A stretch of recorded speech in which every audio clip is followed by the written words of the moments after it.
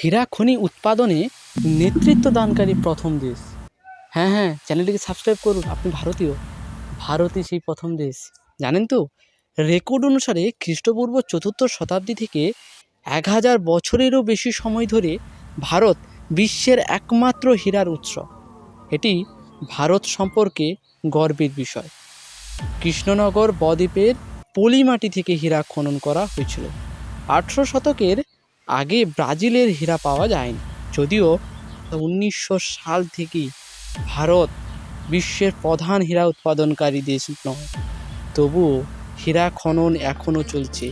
শিল্প মানেই হীরা খনির জন্য সবচেয়ে জনপ্রিয় অঞ্চল হলো মধ্যপ্রদেশের পান্না এবং তারপরে অন্ধ্রপ্রদেশের গোলকুন্ডা এবং ছত্তিশগড়ের মহাসমুদ্র।